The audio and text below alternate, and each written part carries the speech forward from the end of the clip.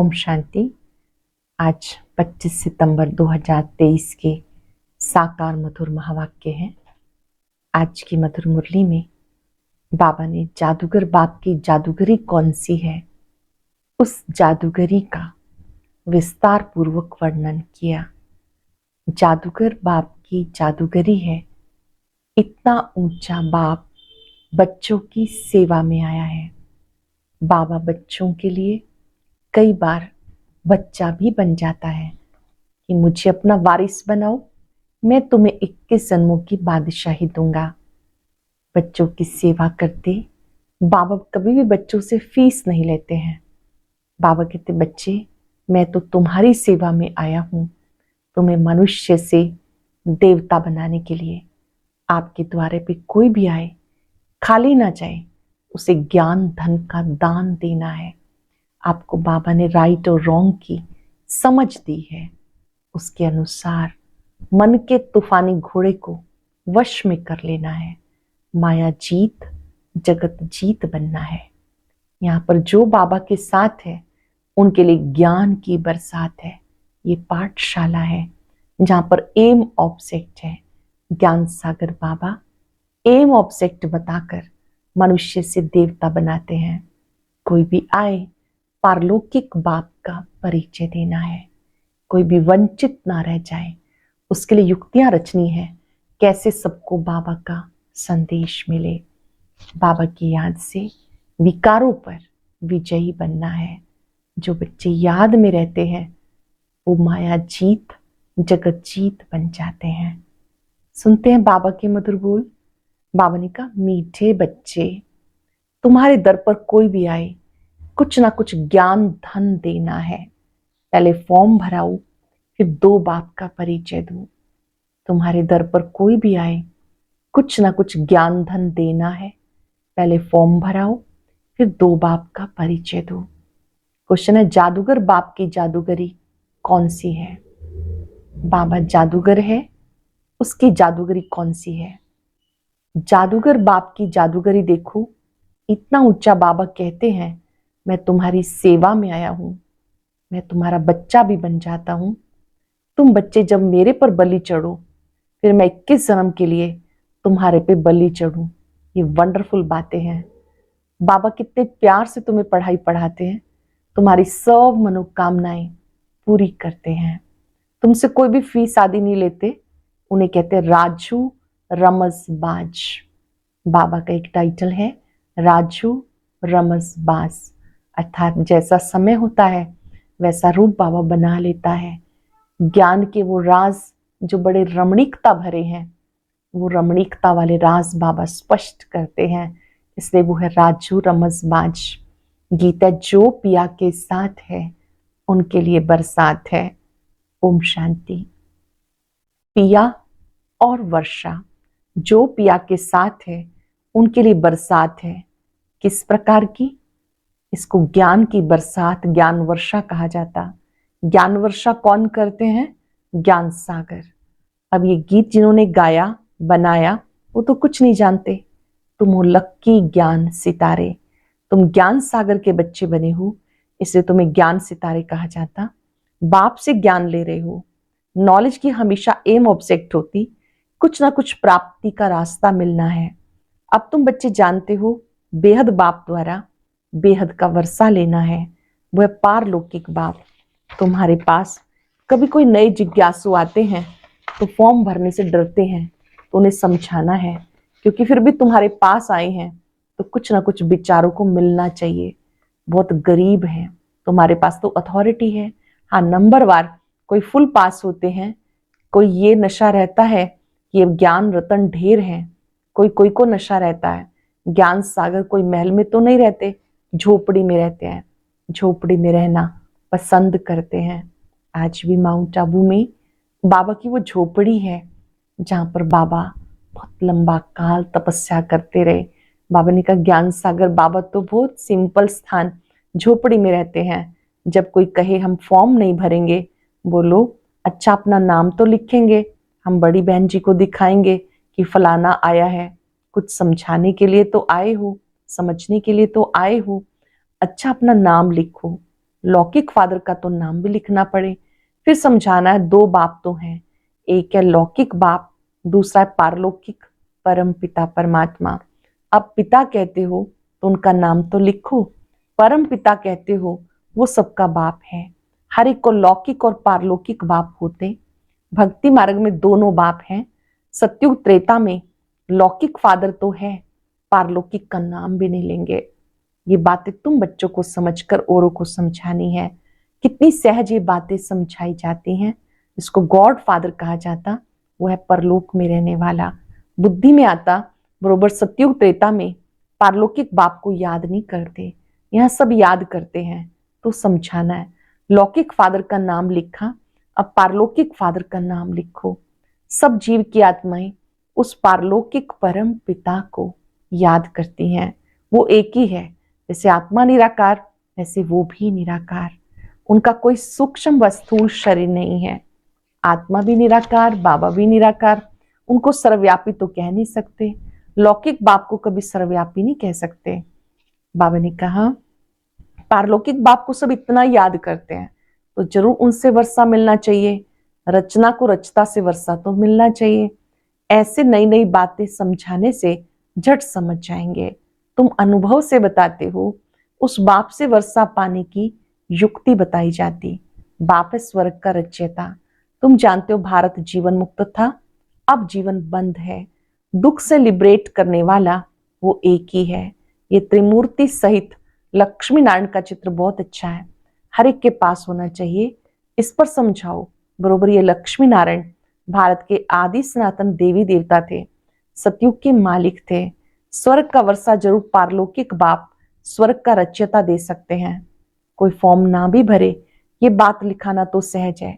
दो बाप हैं, दोनों से वर्षा मिलता है। लक्ष्मी नारायण अथवा उनके बच्चों आदि की जीवन कहानी तो है नहीं। श्री कृष्ण के लिए कहते उनको टोकरी में ले गए। अच्छा, इन लक्ष्मी नारायण को राज्य कहाँ से मिला? बरोबर आदि सनातन देवी देवताओं का राज्य था। इसमें पहला नंबर लक्ष्मी नारायण है। उनको इस स्वर्ग का वर्षा किसने दिया? ये प्रजापिता ब्रह्मा भी बैठा है, ये वर्षा लक्ष्मी नारायण सामने खड़े हैं। फिर झाड़ पर ले आओ, यहाँ तपस्या कर रहे हैं। पहले लक्ष्मी नारायण के चित्र पे समझाओ, फिर झाड़ पर ले आओ, माना कल्प वृक्ष के चित्र पे समझाओ कि यहाँ ये तपस्या कर रहे हैं राजयोग की, इनसे ये लक्ष्मी नारायण बनते हैं। ये समझाना कितना सहज है। लक्ष्मी नारायण के भक्तों को समझाना बहुत सहज है। अब कोई अंदर आते हैं तो कुछ ना कुछ शिक्षा जरूर देनी है। तुम्हारे द्वारा वैश्याओं भिल्लियों आदि का भी उद्धार होना। कोई भी आता है बाबा के घर में खाली हाथ ना जाए, हर एक को कुछ ना कुछ सुना के ही भेजना है, ज्ञान की बात। भिल्लियों वैश्याओं आदि का भी उद्धार होना है, परंतु तुम्हारे में भी वो ताकत नहीं है। बाबा ने समझाया तुम अपने पति को भू भू करती रहो। इससे अपने पति से भी पूछ सकती है। क्या पूछ सकती है कि तुम अपने लौकिक बाप का नाम बताओ, अच्छा पारलौकिक बाप का नाम बताओ, जिसको तुम घड़ी घड़ी जन्म बाई जन्म याद करते आए। जरूर उनसे कुछ जांचते मिलता है। लक्ष्मी नारायण को याद करने से तो कुछ मिलता नहीं। बाबा आकर तुम्हारी कितनी सेवा करते हैं, बिगर मांगे तुम्हें पढ़ाते, कहते आओ तुम्हें स्वर्ग में ले चलूं। अभी मनोकामनाएं पूर्ण करते हैं। नर नारायण का चित्र भी है। पूजा लक्ष्मी की होती, समझते लक्ष्मी से संपत्ति मिलेगी। ये सब भक्ति मार्ग की बातें हैं। लक्ष्मी स्त्री धन कहाँ से लाएगी? उनको जरूर पति से मिलता है। पुजारी लोग ये कुछ भी नहीं जानते। तुम बच्चों को समझाना पड़े। तुम भी अब समझते हो। आगे हम क्या करते थे, कुछ भी नहीं समझते थे, अब अच्छी रीति जान गए। श्री कृष्ण जन्माष्टमी होती है तो सवेरे में उनको दूध पिलाते हैं, झूला झुलाते हैं, रात को पूरी तस्मई खिलाते हैं, पूरी और खीर इसका भोग लगाते हैं। क्या इतने में वो इतना बड़ा हो गया जो वो पूरी और खीर खाने लायक हो गया, पूरी और तस्मई खाने के लायक हुआ? ये भी समझने की बातें हैं ना। तुम जानते हो ये राधे कृष्ण ही फिर लक्ष्मी नारायण बनते हैं। शिव बाबा इनको ये पद दिलाते हैं। शिव को कभी भी पूरी तस्मई नहीं खिलाते हैं, वरना शिव को जब भोग लगाते हैं तो कभी भी पूरी और खीर का भोग नहीं लगाते, उस पर सिर्फ दूध चढ़ाते हैं। अब शिव बाबा तो है निराकार, जिसका कोई नाम रूप नहीं, उन पर दूध आदि चढ़ाने का क्या मतलब? उनको कुछ खिलाते नहीं, निराकार है ना। श्री कृष्ण को रोटी आदि खाने के लिए मुख है, शिव पर कुछ नहीं चढ़ाते, शंकर पे चढ़ाते हैं, शिव पर नहीं। शंकर का तो फिर भी आकार रूप है, दोनों एक तो हो नहीं सकते। अब बाबा कितनी नॉलेज देते, कितनी गुप्त बातें हैं। तुम गोपिकाएं शिव बाबा की हो। शिव को फिर बालक भी कहते हैं। ये भी शिव बाबा पूछते हैं, तुमने शिव को बालक क्यों बनाया? वर्षा बालक को दिया जाता, पहले जब तुम बलि चढ़ो तब शिव बाबा बलि चढ़े। ये भी है, बाप बच्चों पर बलि चढ़ते हैं, परंतु कहते पहले तुम्हें बलि चढ़ना है तब मैं चढ़ूं। बलि चढ़ना अर्थात उनको अपना बच्चा बना लेना और उनकी पालना करना। इंपॉर्टेंट बात, बाबा पर बलि चढ़ना माना उनको अपना बच्चा बना लेना, उनकी पालना करना। कितनी वंडरफुल बातें हैं। माताएं है ना, पुरुष भी शिव बालक को अपना वारिस बनाते। शिव बाबा को जादूगर कहते हैं, लक्ष्मी नारायण जादूगर नहीं। ये बड़ी गुप्त बातें हैं। शिव बाबा है जादूगर, उनको जादूगर कहते हैं, लक्ष्मी नारायण जादूगर नहीं। ये बड़ी गुप्त बातें हैं, विरला कोई समझ सकते हैं। अपरोक्ष भी बताते हैं। तुम बच्चे अनुभवी हो, बाबा ने साक्षात्कार किया, मम्मा ने कोई साक्षात्कार नहीं किया, फिर भी मम्मा सबसे तीखी गई। सबको तो साक्षात्कार नहीं होगा, ऐसे तो बहुतों को साक्षात्कार हुए, आज है नहीं। साक्षात्कार से कोई कनेक्शन नहीं, ये तो है धारण करने और कराने की मीठी मीठी बातें। जादूगर राजू रमजबाज तो है ना। जादूगर लोग बहुत तीखे तीखे होते हैं, संतरे निकाल कर दिखाते, फिर सिर काट कर फिर जोड़ देते हैं, आगे बहुत जादूगरी दिखाते थे। अब बच्चे जान गए, बाबा की महिमा गाई जाती, तुम्हारी लीला अपरम अपार, तुम्हारी गतमत न्यारी है। बाबा कितनी श्रीमत देते, श्रीमत से तुमको श्रेष्ठ देवता बना रहे हैं। श्री श्री कहा जाता निराकार शिव बाबा को। लक्ष्मी नारायण को ऐसा श्रेष्ठ किसने बनाया? जरूर उनसे श्रेष्ठ श्रेष्ठ होगा। लक्ष्मी नारायण को जो श्रेष्ठ बनाने वाला है, जरूर उनसे श्रेष्ठ श्रेष्ठ होगा। बाबा ने ये इल्म विद्या सिखाई कि मनुष्य को देवता कैसे बनाया जाए। अब तुम सब सीताएं रावण की जेल में, शोक वाटिका में दुख उठा रही हो। राम राज्य में कभी शोक होता ही नहीं, तो जिससे वर्षा मिलता है उनको याद करना है। हम आत्मा है, ये भी मानते हैं। पूछो तुम्हारे लौकिक बाप का नाम क्या है, पारलौकिक बाप का नाम क्या है? बाप को सर्वव्यापी तो नहीं कहेंगे, बाप माना वर्षा। बेहद बाप से बेहद का वर्षा मिलता है। अब ये रावण ने छीना, इसलिए कहा जाता माया जीते जगत जीत। माया पर जीत पानी है। मन तूफानी घोड़ा है, खूब पछाड़ने की कोशिश करेगा। बाबा ने तुम्हारी बुद्धि का ताला खोल दिया, तुम राइट और रॉन्ग को समझ सकते हो, तुम समझा सकते हो। अब ये दुनिया बदल रही है, महाभारी लड़ाई जरूर लगनी है, उसमें सब विनाश होंगे। यादव मुस्लिम से अपने ही यादव कुल का विनाश करते हैं। पांडव कुल की जीत होनी है, परंतु दिखाया 5 पांडव बचे, वो भी पहाड़ों पर गल मरे। बाकी क्या रहा? कुछ नहीं। राजयोग सिखाया, कुछ तो बचे होंगे, प्रलय थोड़ी हो जाती। ये सब बातें तुम जानते हो। दिखाते श्री कृष्ण सागर पत्ते पर आया, श्री कृष्ण सागर में पीपल के पत्ते पर आया। श्री कृष्ण तो गर्भ महल में जाते हैं, गर्भ जेल में दुख होता है, सागर में गर्भ महल है। सागर तो गर्भ महल है, बड़े आराम से बैठा रहता। जन्म जन्मांतर से गीता का ज्ञान भागवत आदि सुनते आए, भक्ति में ढूंढते आए। अब तुम एक सेकंड में स्वर्ग का मालिक बनते हो, इसको भावी कहते हैं। परंतु भावी किसकी? भावी ड्रामा की कहेंगे, बना बनाया ड्रामा है। मनुष्य तो सिर्फ भावी कहते रहते, समझते कुछ नहीं। तो जब कोई आए, पहले पहले बताओ, 2 बाप हैं। पारलौकिक बाप स्वर्ग का रचयिता है, उसने तो स्वर्ग का वर्षा दिया। आज से 5000 वर्ष पहले स्वर्ग था, अभी नरक है, फिर तुम वर्षा ले रहे हो। हम भी बेहद बाप से वर्षा ले रहे हैं। भारत भगवान की जन्मभूमि है, जैसे इब्राहिम बुद्ध आदि की अपनी जन्मभूमि है। तुम बच्चे जानते हो बाबा आए हैं, वर्षा दे रहे हैं, तो तुम बच्चों को रहमदिल बनना है। कोई को भी समझाना बहुत सहज है। पारलौकिक बाप की पहचान देनी है। पारलौकिक फादर एक बार आते हैं, उनकी याद से हम स्वर्ग का वर्षा ले रहे हैं, बहुत सहज है। ऐसी सी बातें अच्छी रीति धारण करो और समझाओ, दान करो। पारलौकिक बाप स्वर्ग की राजाई देते हैं, लक्ष्मी नारायण को दी है ना। इस सूर्यवंशी लक्ष्मी नारायण का बाप कौन है, हम आपको बताते हैं। स्वर्ग की स्थापना करने वाला फादर अब उनको स्वर्ग की राजाई दे रहे हैं।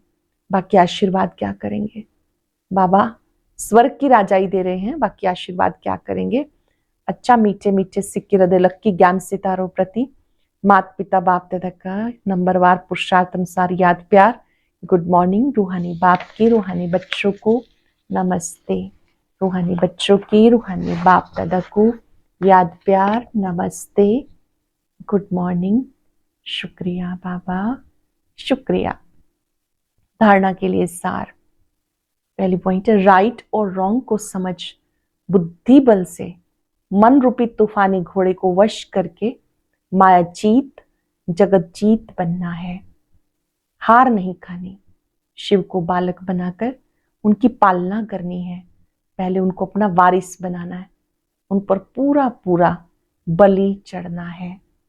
अटेंशन से सुनेंगे। राइट और रॉन्ग को समझ बुद्धि बल से मन रूपी तूफानी घोड़े को वश करके मायाजीत जगत जीत बनना है। हार नहीं खानी, शिव को बालक बनाकर उनकी पालना करनी है, अर्थात उन्हें अपना वारिस बनाना है, उन पर पूरा बलि चढ़ना है। वरदान है, उमंग उत्साह द्वारा विघ्नों को समाप्त करने वाले बाप समान समीप रतन भव। उमंग उत्साह द्वारा विघ्नों को समाप्त करने वाले बाप समान समीप रतन भव। बच्चों के दिल में जो उमंग उत्साह है, मैं बाप समान समीप रतन बन जाऊं, सपूत बच्चे का सबूत दूं, ये उमंग उत्साह उड़ती कला का आधार है। ये उमंग कई प्रकार के आने वाले विघ्नों को समाप्त कर संपन्न बनने में सहयोग देता है। ये उमंग उत्साह का शुद्ध दृढ़ संकल्प विजयी बनाने में विशेष शक्तिशाली शस्त्र बन जाता है। ये उमंग उत्साह शुद्ध दृढ़ संकल्प विजयी बनाने में मैं विशेष शक्तिशाली हूं, ये शस्त्र बन जाता है।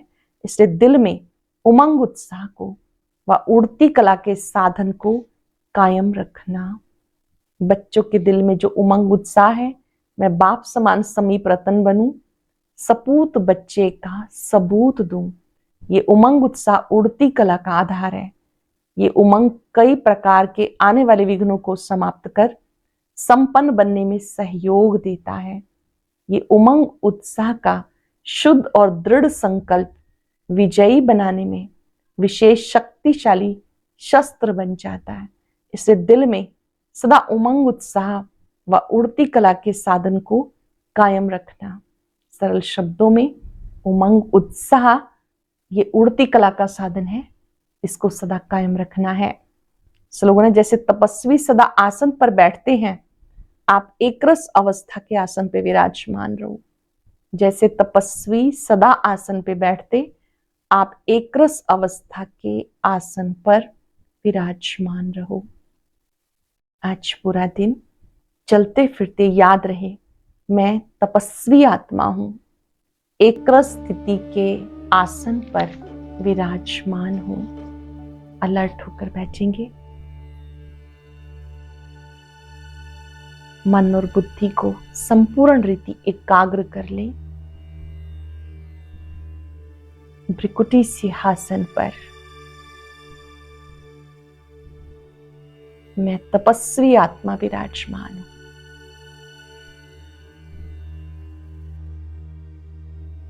इस रथ को चलाने के निमित्त मैं ज्योति बिंदु आत्मा अपने ओरिजिनल स्वरूप में शक्तिशाली।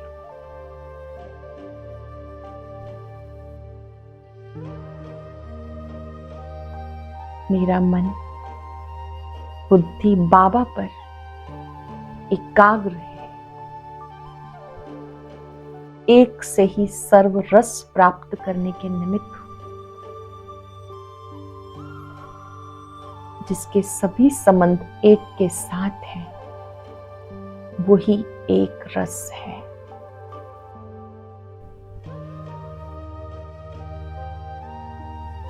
बाबा की शक्तियों को अपने में आता देखें। बाबा के लाइट और माइट मुझ में समा रही है। ये आत्मा बाबा से शक्ति पाकर एकाग्र स्थिति के आसन पे विराजमान। शुक्रिया बाबा, शुक्रिया। ओम शांति।